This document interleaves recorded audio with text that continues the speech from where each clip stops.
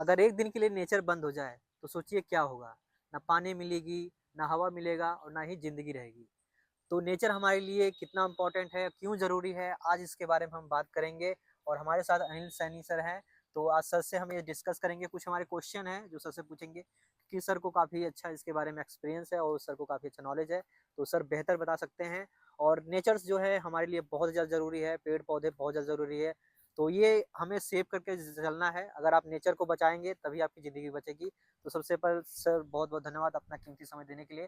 तो आज जो हमारे ऑडियंस जो कनेक्ट हुए हैं, तो आज नेचर के बारे में जानना चाहते हैं, नेचर हमारी लाइफ में क्यों ज़रूरी है? बिल्कुल सनी बाबू, इस बारे में मैं आपसे बात करूँगा क्योंकि मैं तो नेचर से जुड़ा हूँ और मैं एक किसान का बेटा हूँ और ज़मीन से भी जुड़ा हूँ और मैं अच्छे से जानता हूँ कि जो पेड़-पौधे हैं, जो नेचर्स हैं, इनका हमारी लाइफ में क्या इम्पोर्टेंस है और क्या वाक़ई में इनके बिना हम 1 मिनट भी सर्वाइव कर सकते हैं? शायद नहीं कर सकते, सब लोग जानते हैं, बट हम इस बात को हमेशा अवॉइड कर रहे हैं या हल्के में ले रहे हैं कि एक दिन अगर ये खत्म होने वाला होगा, तो हमारी लाइफ में क्या होगा? आजकल मॉडर्न ज़माना बन रहा है, हर जगह डेवलपमेंट हो रहा है और इस हुँ, भाग-दौड़ ज़िंदगी में बहुत सारी चीज़ें हो रही हैं, तो कहीं जगह पेड़ काटा जा रहा है, कहीं जगह मतलब हो रहा है कि डेवलपमेंट के नाम पे पेड़ काटा जा रहा है। और कुछ लोग हैं जो पौधे लगा रहे हैं, कुछ लोग बट नहीं लगा रहे हैं। तो इस पे क्या कहना चाहते हैं, पौधे लगाना चाहिए कि नहीं लगाना चाहिए? क्योंकि देखिए बहुत ज़रूरी है चीज़ के लिए। बाकी आप बेहतर बता सकते हैं कि क्योंकि भाग-दौड़ जो ज़िंदगी हमारा है, इसमें हमें सेफ रहने के लिए और अच्छा मतलब हमें हवा अगर मिलेगा, अगर अच्छा हमें वातावरण मिलेगा, तो हम लंबे समय तक जी सकते हैं। अदरवाइज़ आपको पता है क्या जीवन है। तो इस पे आप सर क्या कहना चाहते हैं जो हमारे देखो शनि बाबू, आपकी बात बिल्कुल सही है और ये बात हमें और सभी को, मैं इवन कहता हूँ कि जो आने वाली जनरेशन्स हैं उनके लिए ये बहुत बड़ा चैलेंज होने वाला है कि हम पेड़ पौधों के ऊपर वो फोकस नहीं कर रहे हैं जो हमें करना चाहिए, या जैसा आपने अभी कहा कि डेवलपमेंट के नाम पर हम पेड़ काटे जा रहे हैं। नो डाउट आप देखेंगे दिल्ली या मेट्रो सिटी शहर जितने भी आप देखेंगे, वहां पे पेड़ आज की बराबर में न के बराबर हैं। मैं हुँ, न के बराबर इसलिए कह रहा हूँ कि जिस तरह से हमें हमारे शरीर को ऑक्सीजन की आवश्यकता होती है, हमारे माइंड को जब हम सांस लेते हैं तो उसमें से हम ऑक्सीजन कलेक्ट करते हैं, बट वो ऑक्सीजन अगर हमारी एयर में सफिशिएंट नहीं होगी तो हमें सांस लेने में भी दिक्कत होगी, या मैं जब जो प्रदूषित वायु में ले रहा हूँ हुँ। वो मेरे ऑक्सी शरीर में जाएगी, मेरे फेफड़ों में नुकसान करेगी। तो इसीलिए ये बात हर आदमी को समझना जरूरी है कि पेड़ पौधे हमारे लिए क्यों आवश्यक हैं और इसकी आवश्यकता क्यों पड़ी, क्योंकि डे वन से सब जानते हैं कि हवा में ऑक्सीजन है और ऑक्सीजन हमें पेड़ों से मिलता है, तो इसीलिए हमारे लिए पेड़ बहुत इंपॉर्टेंट है। सर जैसा कि ये सब पेड़ जो है, पेड़-पौधे हैं, हमारे लिए हम्म। बहुत फ़ायदेमंद है, हमें ऑक्सीजन भी देते हैं, फ्रूट्स भी देते हैं। बट इसके लिए हम लोग क्यों नहीं वो करते कुछ? क्योंकि देखिए क्या है कि हम लोग पौधे नहीं लगाते हैं, अभी बहुत सारी चीज़ें हो रही है। प्रकृति हमारे लिए बहुत कुछ कर रही है, लेकिन हम प्रकृति के लिए क्यों नहीं कुछ कर रहे हैं? हम क्यों इस चीज़ में पीछे हैं? देखिए ये जो सारा खेल है ये सारा हुँ, सोच का खेल है। जो आदमी शहर में रह रहा है हाँ, उसकी साथ ये कहीं ना कहीं मजबूरी है कि वो उसके पास जमीन नहीं है पेड़ पौधे लगाने के लिए। बट मैं ये कहना चाहूंगा कि आज की तारीख में नई टेक्नोलॉजी आ गई है। हाँ। आप छोटे छोटे पेड़ पौधे अपने छोटे गमलों में घर में लगा सकते हो, उगा सकते हो, वहां से आपको फल फ्रूट भी मिल सकते हैं। अब रही बात ये कि क्यों नहीं लगा रहे हैं, तो शहर वालों की तो ये मजबूरी है। और हाँ, गांव वाले मैक्सिमम आप देखेंगे कि वो खेती करना चाहते हैं। हाँ। खेती किस चीज की, गेहूं की, गन्ने की, उनको वहां से जल्दी पैसा मिल जाता है, उनकी वो मजबूरी है। Yes, yes. तो इन दोनों के बीच में तालमेल बैठाने के लिए या सिंक्रोनाइज करने के लिए हमें चाहिए कि भारत सरकार इस बारे में कोई ना कोई पॉलिसी लेके आए कि अगर सपोज करो दिल्ली एनसीआर का एरिया है, तो उसमें अगर कोई किसान है तो किसान के पास में अगर उतनी जमीन है तो वो उसको उसका पैसा दे ताकि उसमें वो पेड़ पौधे लगाए, और पेड़ पौधों से भी नो डाउट आप अर्निंग हो सकती है, बस यस, थोड़ा बिल्कुल। सा टाइम लगता है। इतनी सी बात है, तो हमें इस बारे में सोचना जरूरी है और भारत सरकार को पॉलिसी लाना जरूरी है। बिल्कुल, बिल्कुल। देखिए, हम्म, जो भी आप ये लगा रहे हैं अभी जैसे कि अभी गाँव में मैं रहा हूँ, तो गाँव में देखता हूँ ज़्यादातर खेती जो हम्म, होती है, हम्म, गन्ने की होती है और हम्म, प्लस ये गेहूँ का हो गया, धान का हम्म, हो गया, ये सब होती है। हम्म, और बाकी ये देख रहे हैं मार्केट से या फिर ये गाँव से हम्म, जो ये आम के पेड़ हो गए या फिर जो फ्रूट्स के पेड़ हो गए, वो बहुत हम्म, ही कम हो हैं और जो हम्म, हैं वो सूखे जा रहे हैं। मतलब उनका ना तो सही से एक ख़्याल रखा जा रहा है, ना सही से उसका किया जा रहा है, जिसकी वज़ह से ये हो रहा है। तो मतलब एक क्या मैसेज आप देना चाहते हैं हमारे जो जो हमें हमें फ़ायदा देते हैं? हम्म, देखिए इसको भले से समय लगता है जैसे कि ये जो हो गया हमारा आम का पेड़ हो गया, इसको हम्म, भले से समय लगता है लेकिन ये हमारे एक तरीके से पुरखों काम आता है। जैसे कि अभी हमारे गाँव में पेड़ है जो उनके मतलब परदादा के टाइम पे था, अभी उनके दादा हुआ, फिर उसके बाद अभी बेटे, अभी नात-पोते भी मतलब उस फ्रूट खा रहे हैं वो आम का पेड़ का। तो अभी इस सीजन का है। बाकी आप जो पौधे लगाते हैं अभी जैसे गेहूं हो गया, चावल, वो तो बस सीजन बाय सीजन 6 महीना या फिर 1 साल में हो जाता है। लेकिन ये सब सब जब आप लगाएंगे, एक तो आपको ऑक्सीजन मिलेगा और दूसरी चीज आपको यहाँ से फ्रूट्स भी मिलेगा जो आपको फायदेमंद रहेगा। तो इसके बारे में आप सर क्या कहना चाहते हैं? हमारे जो देखिए एक सोच होनी चाहिए लॉन्ग टर्म के लिए, ये नहीं शॉर्ट टर्म के लिए। तो आप लॉन्ग टर्म सोच के लिए क्या कहना चाहते हैं? देखिए लॉन्ग टर्म्स के लिए मैं बात बताऊं आपको, जैसे आप देख रहे हो ये आम का पेड़ है, तो आपको इसको उगाने में नो डाउट 4 से 5 साल लग जाते हैं। हाँ, बट आप ये देखिए, आपकी ये वन टाइम इन्वेस्टमेंट है।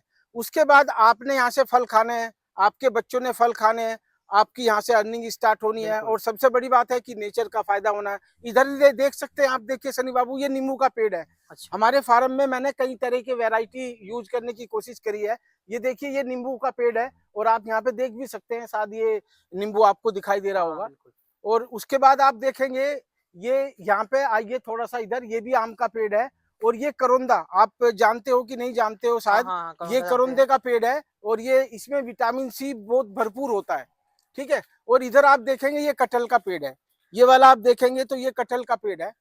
दोस्तों ये सब ये चीजें गांव में कटहल का देखने को पेड़ है। मिलती है, लेकिन अब इतने बड़े शहर में ये सब देखने को मिल रहा है तो बहुत बड़ी बात है ये। क्योंकि ये सब चीजें गांव में देखने को मिलती थी, कुछ गांव में देखने को मिल रही है और कुछ गांव में तो अभी डेवलपमेंट के नाम से वहां भी लोग जमीन अपनी बेच के अपना सब कर रहे हैं।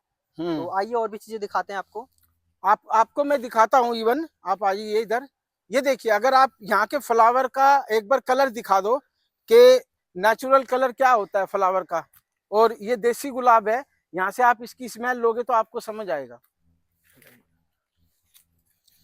भाई देखिए ओरिजिनल है। अभी क्या है ना कि आजकल डुप्लीकेट भी चल रहा है, मतलब वो इंजेक्शन लगा के मतलब कर रहे हैं। बट हम्म। जब दो जो देसी रहता है, जो ओरिजिनल रहता है, उसकी क्वालिटी अलग ही रहती है। This is a brand. और इसकी जो होता है ना, जो भी सुगंध ले रहे स्मेल, हैं, हाँ, स्मेल जो है वो परफ्यूम को भी फेल कर देगा, जो अतर उतर है सबको फेल कर देगा। तो यहाँ देख सकते हैं आप, ये पुदीना है। पुदीना तो आप सब जानते हैं अच्छे से। और ये देखिए, ये कुछ गोभी के पेड़ हैं, अब इनसे बीज निकलने लगा है, वो बीज डोगेश भाई है। निकलेगा। ये लीची का पेड़ है। और यहाँ पे देखेंगे आप, मैं आपको दिखाता हूँ फार्मिंग की अगर बात करें, छोटी सी जगह में हमने, ये देखिए ये सलजम है। आप इसके नीचे से निकालेंगे तो ये सलजम निकलेगा। और यहाँ पे आप देख रहे हैं, ये हमने आलू लगाए थे। ये देखिए छोटे छोटे आलू, आप देख भी पा रहे होंगे। ये आलू की भी फार्मिंग हमने यहाँ की है। ठीक है। और ये देखिए ये मेथी है, मेथी के परांठे और साग तो आप सबको बहुत पसंद होगा। ठीक है। और ये जो पेड़ देख रहे हो सामने, ये आंवले का पेड़ है, ये वाला, ये आंवले का पेड़ है। और ये अमरूद का पेड़ है। ये फिर आप देखेंगे इधर नींबू का पेड़ आ गया। और यहाँ देखिए ये प्याज है, आप लोगों को ताकि पहचान भी हो जाए, हाँ, ये प्याज है। हम प्याज की खेती भी यहाँ करते हैं। और यहाँ आप देखेंगे ये गाजर है। यहाँ से अगर आप जमीन के अंदर से निकालोगे तो इस तरह की गाजर आप निकलेंगी। ये वाली गाजर यहाँ पे लगी हुई है इस तरह से। ठीक है। और ये देखिए ये लहसुन है, ये वाली खेती आप जो देख रहे हो, ये लहसुन की खेती है। इसके नीचे जो था, जो ये जमा हो रहा है ना, मोटा जो दिखाई दे रहा होगा आपको, यहाँ जस्ट ये देखिए, ये वाला, ये लहसुन और प्याज है। ठीक है। तो ये इस तरह देखेंगे, छोटी सी जगह में आप बड़ी चीज कर सकते हो। और नो डाउट आज की जो खेती है ना, वो ऑर्गेनिक है। यहाँ पे मैंने कहीं पे भी कोई भी केमिकल यूज नहीं किया, ये टोटली ऑर्गेनिक खेती है। देखिए एक चीज होता है, पेड़ लगाना ही मतलब बड़ी बात नहीं है, उसका देखभाल भी करना जरूरी होता है। तो इस पे आप क्या कहना चाहते हैं? क्योंकि कुछ लोग हैं कि चलो नाम के लिए मैंने पेड़ पौधा तो लगा दिया, बट उसका ख्याल नहीं रखते। तो उसके बारे में आप क्या बोलना चाहते हैं?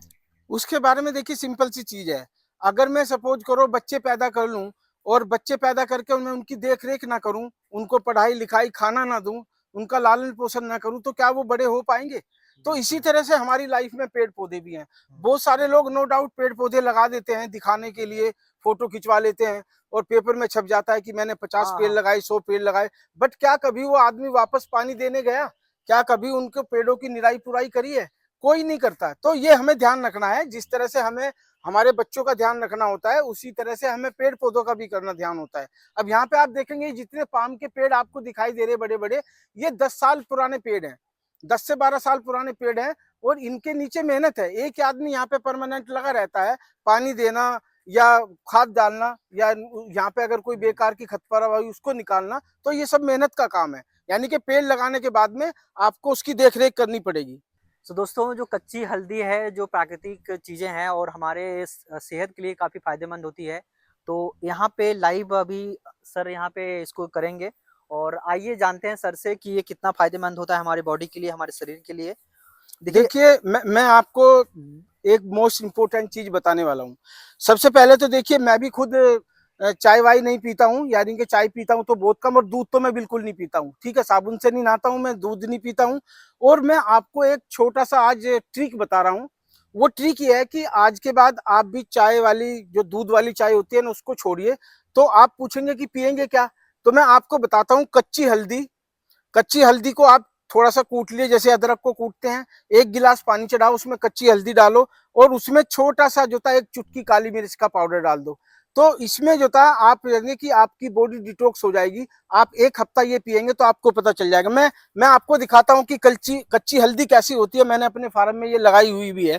ये देखिए, अगर मैं सपोज करो, ये है मेरा हल्दी का पेड़ जो मेरी जमीन में रहती है। ऊपर देखेंगे ये सूख चुका है, बट इसमें देखेंगे नीचे से आपको हल्दी मिलेगी। ये देखिए, ये मैंने पीस निकाल लिया है। तो ये देखिए, ये होती है हमारी हल्दी। आप अभी देख रहे हैं जैसे अदरक टाइप का होता हाँ है, हाँ, अदरक टाइप इसी का। तरह सेम होता है। इसको आप तोड़ेंगे तो आप देख भी पाएंगे। आपने क्या करना है, इसको कूटना है। कूटने का मतलब मिक्सी में नहीं, केवल मामजिस्ते में कूटिए। और थोड़ा सा अपना एक गिलास पानी चढ़ाइए। जब वो आधा गिलास रह जाए, तब इसमें काली मिर्च थोड़ा सा डाल के और आप पिए। इससे अच्छी कोई भी, मैं कहता हूँ, सुपर फूड हो नहीं सकता। खासकर सुबह का आपकी बॉडी को डिटेक्स रखेगा। आपका ये बीपी सीपी जो छोटी छोटी प्रॉब्लम है, ये सारी दूर हो जाएंगी। अच्छा सर, जो ये पक्की हल्दी होती है तो उससे इसका टेस्ट थोड़ा अलग रहेगा ना, क्योंकि वो तो जो सूख जाता है तो दूसरा आता है। देखिए, मैं आपको बताता हूँ कि जो कच्ची हल्दी में विटामिन होते हैं, या जितना ये कच्ची हल्दी फायदेमंद हाँ, होती है, डिटॉक्स उतनी कर। पक्की भी होती है। बट कच्ची ज्यादा हल्दी हम इसलिए कहते हैं कि इसमें सारे नेचुरल्स जो चीजें हैं वो बची रह जाती हैं। हाँ जब हल्दी सूख जाती है तो हम उसे केवल पाउडर के रूप में यूज करते हैं। हाँ। तो ऐसा बात नहीं है कि वो सूखने के बाद में उसका कुछ कम वो रह जाता है।